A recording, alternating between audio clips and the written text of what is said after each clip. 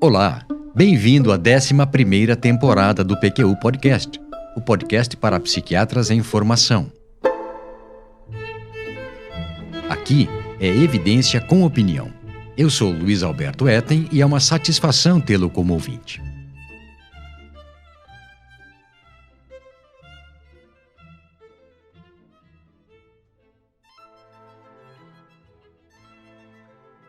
Qual o sentido de um diagnóstico? Para que serve um diagnóstico? Para orientar um tratamento, para facilitar e agilizar a comunicação entre médicos, para situar o paciente quanto ao que se passa com ele, para justificar um procedimento para o plano de saúde, para fazer levantamentos epidemiológicos e identificar tendências que auxiliem na formulação de políticas de saúde. Acho que é isso. Notou que eu não disse para vender remédios ou procedimentos, não é? Porque não acho que um diagnóstico em medicina sirva para isso. De acordo? Bem, se concorda comigo, deve também se aborrecer com diagnósticos fronteiriços com a normalidade, cujo tratamento seria preventivo, realizado para impedir a progressão natural de uma doença, bem no seu começo, ideia que é muito atraente, mas tem lá seus problemas e riscos. É o tipo de prática que faria todo sentido se estivéssemos bastante seguros de que o que se propõe fazer acontece de verdade, se o que tentamos prevenir fosse mesmo passível de prevenção. E mais, tão importante quanto, que a abordagem fosse muito, mas muito mesmo segura, pois do contrário estaríamos trocando um problema que poderá vir a acontecer por algo imediato, efeitos colaterais, mais ou menos sérios, de medicamentos. Acompanhe meu raciocínio. Falar para um paciente com sobrepeso que realizar atividade aeróbica leve vai lhe fazer bem e que poderá prevenir problemas cardiovasculares é uma coisa. Outra bem diferente é prescrever para ele um medicamento para ele emagrecer sem esforço. Orientar dieta para um paciente com glicemia limítrofe é uma coisa. Outra é receitar remédio que vai corrigir a pré-diabetes dele. Um dos médicos que meu sogro consultou como parte do segmento de seus problemas de saúde, receitou para ele remédio para abaixar o ácido úrico, cujo valor estava próximo do limite superior, mas ainda dentro da faixa de normalidade e sem queixa clínica alguma. E mesmo com o histórico de resultados desse exame ao longo de anos ter sido sempre assim, nunca houve valor acima do normal.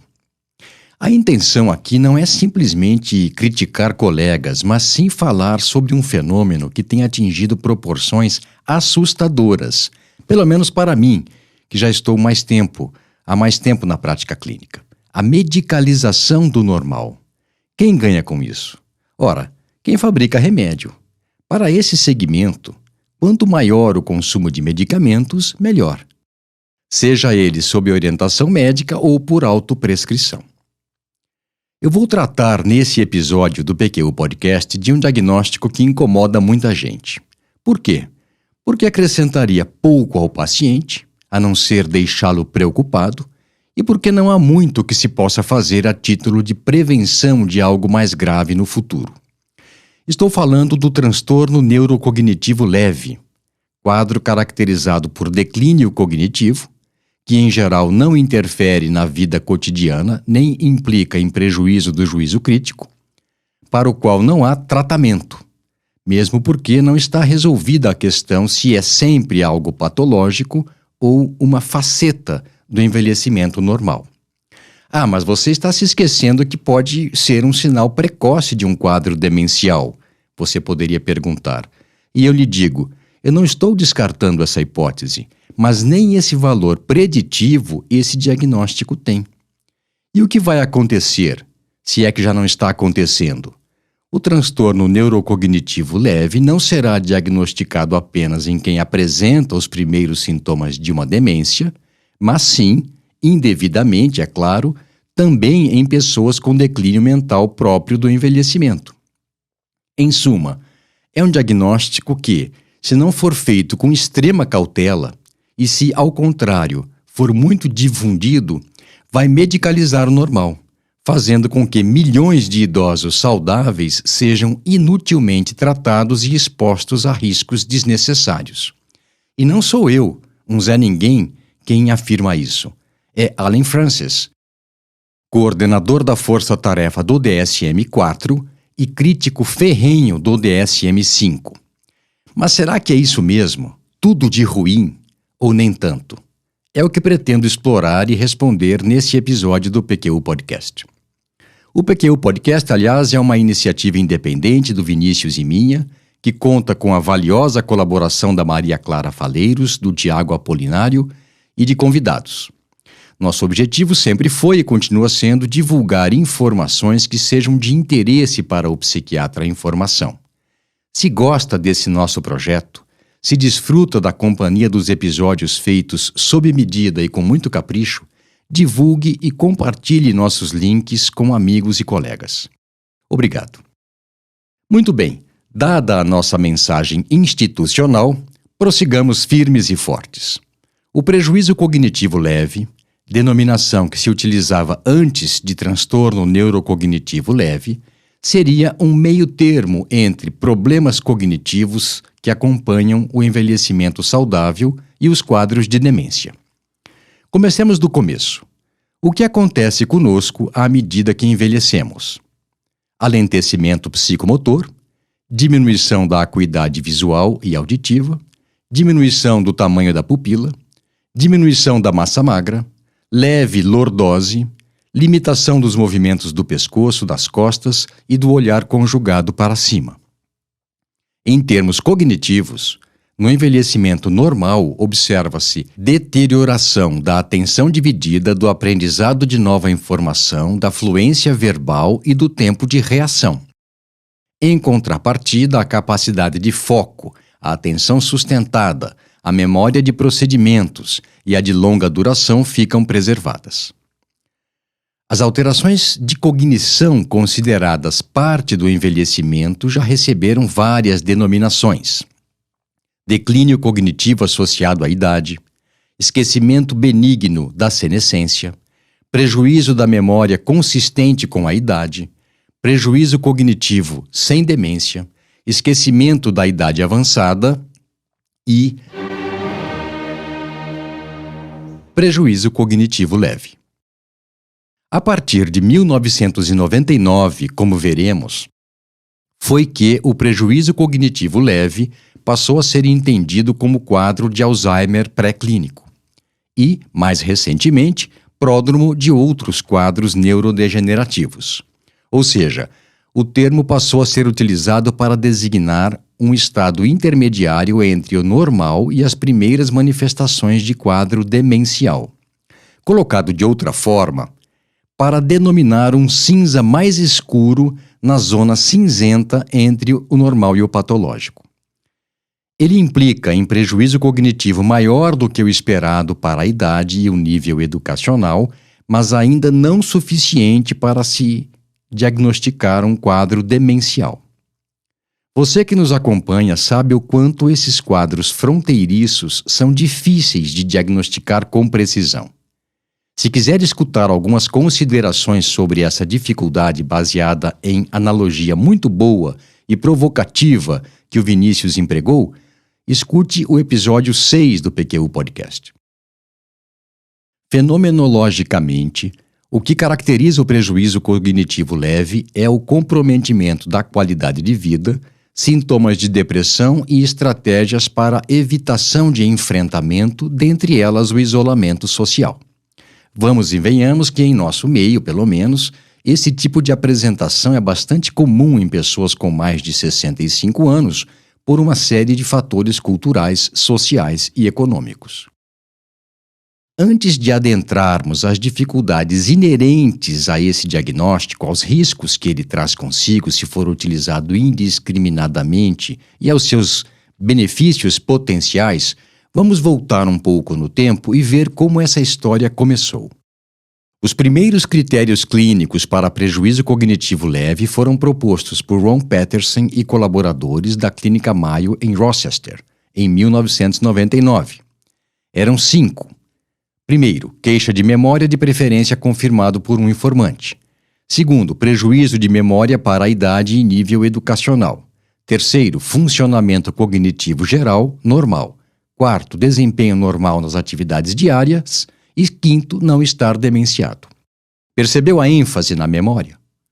Com o passar do tempo, houve uma progressiva diminuição do peso da memória nos critérios de quadros de prejuízo cognitivo leve, sugestivos de Alzheimer pré-clínico.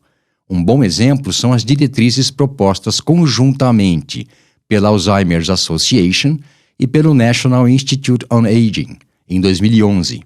Eles eram 4. Primeiro, preocupação com mudanças na cognição por parte do paciente, de informante ou de médico qualificado. Segundo, prejuízo em um ou mais domínios da cognição em relação ao que se esperaria para a idade e nível educacional. Terceiro, autonomia nas habilidades funcionais, embora possa realizá-las mais devagar e com menos eficiência. E, por último, não estar demenciado. Notou a mudança de um conjunto de critérios para outro? É bem nítida, não é?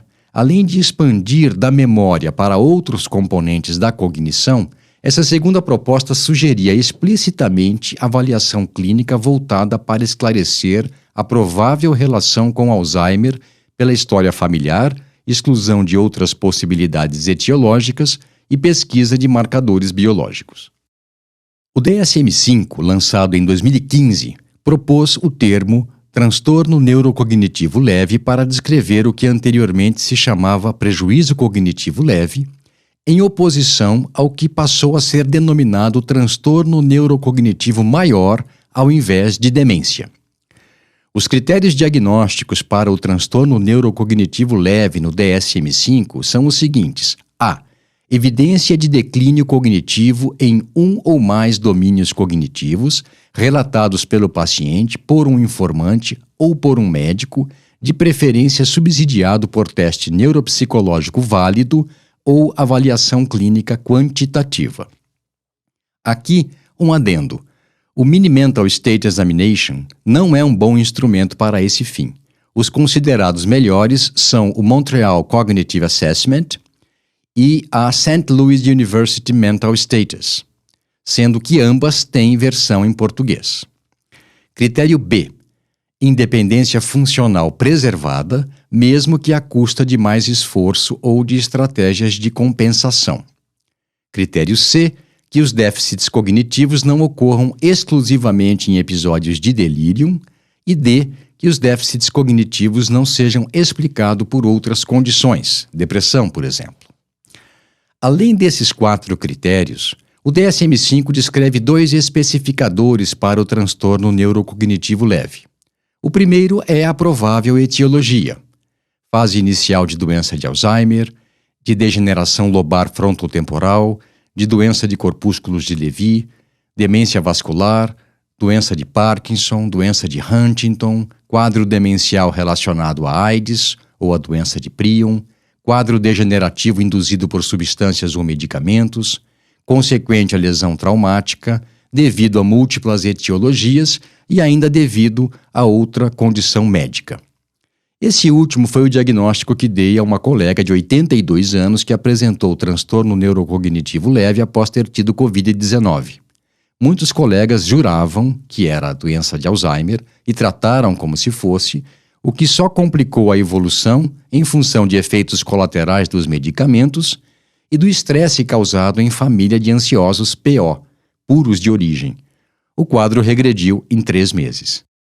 Esse diagnóstico, transtorno neurocognitivo leve devido a outra condição médica, também é o que deve ser dado a quadros de déficit cognitivo secundários a tumor cerebral.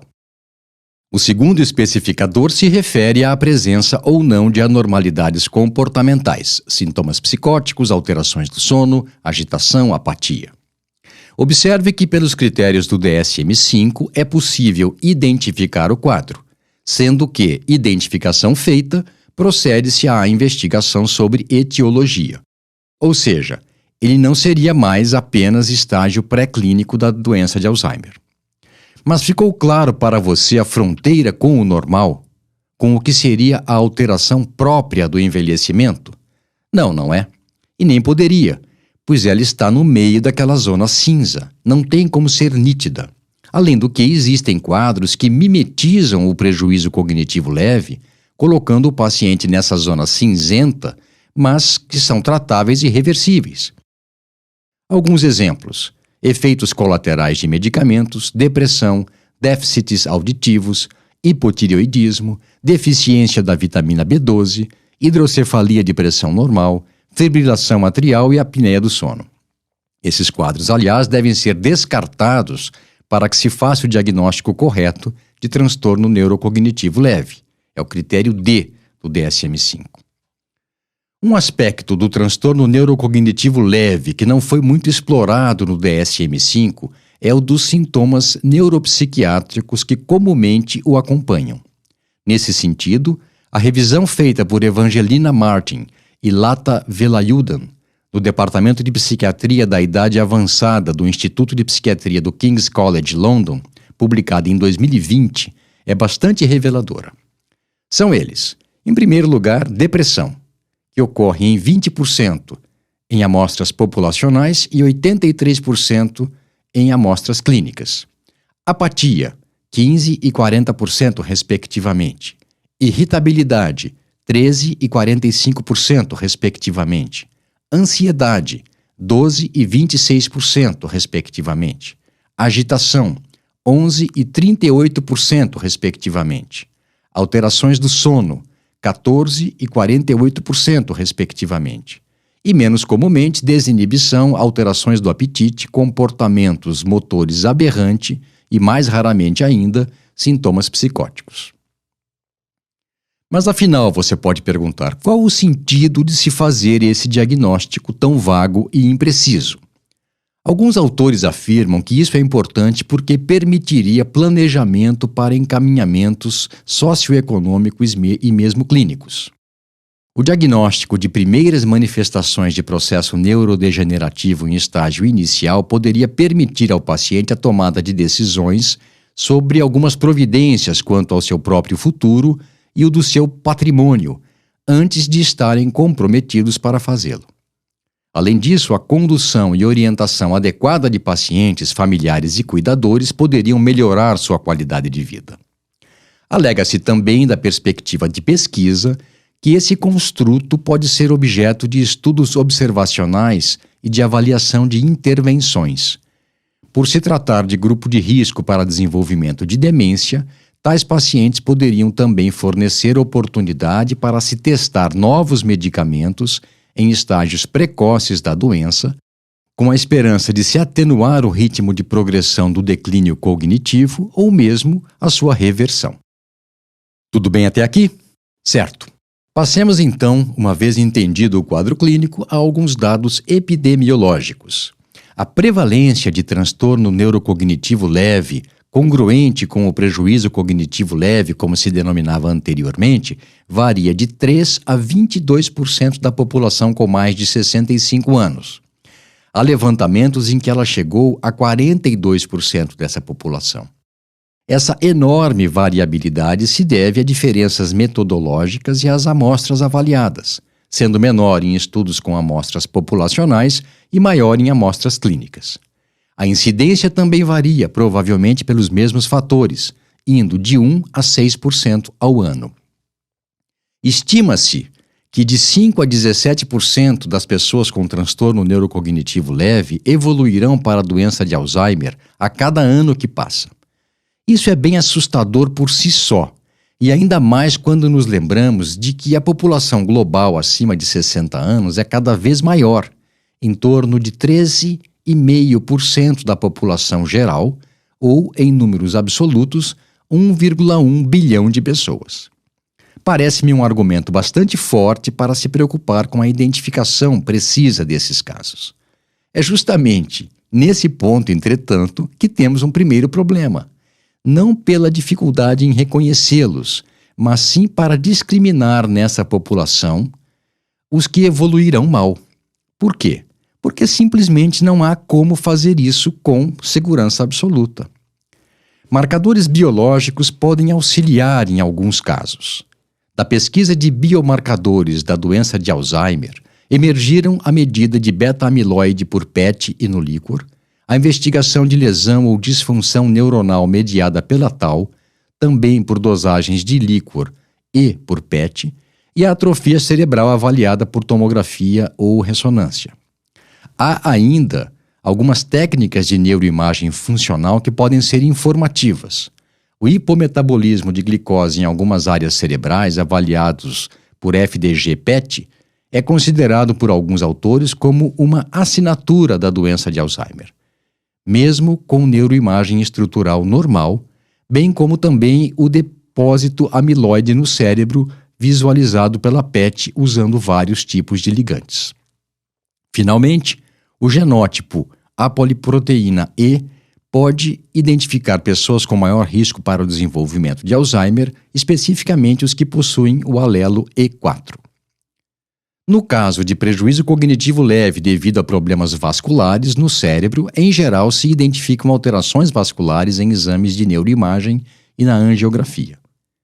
Nos pacientes com prejuízo cognitivo leve devido à doença de Parkinson, os achados de exames são parecidos com os de Alzheimer, mas nesses casos, em geral, se observam os sinais motores da doença primária. Pois bem, acho que ficou claro que se houver antecedentes familiares, evidências genéticas, clínicas, bioquímicas e de neuroimagem para alguma das causas de transtorno neurocognitivo leve, o diagnóstico deve ser transtorno neurocognitivo leve, provavelmente devido à causa estabelecida.